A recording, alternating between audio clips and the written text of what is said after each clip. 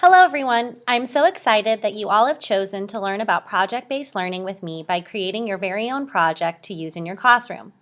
Over the next 4 weeks, I will be guiding you through the project design process, and by the end of the course, you will have a full project ready to use with your students.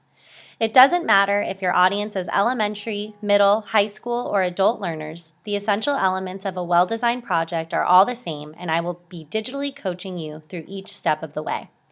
Please make sure you carefully read the syllabus as well as each week's expectations prior to starting work designing your own project. Each week, you will participate in a discussion. You will also be expected to go through the weekly workshops to access and learn the content you need to be successful.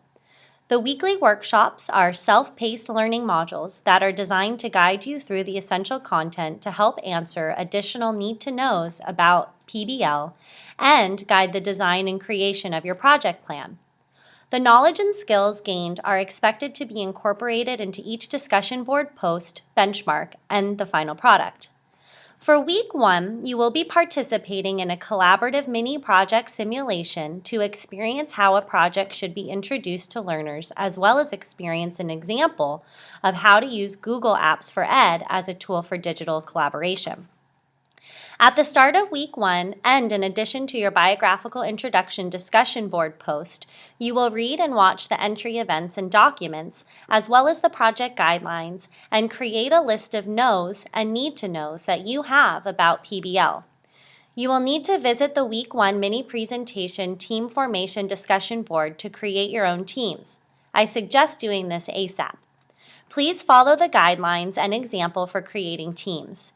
You will be working with your self-created teams in Canvas to create one Google slide deck to present to the other teams.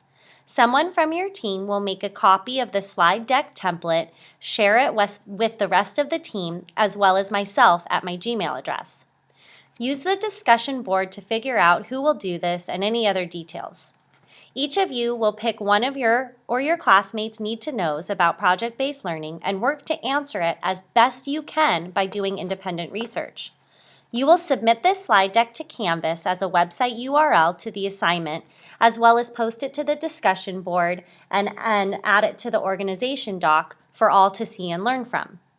This is how you will present your mini presentations in the digital world.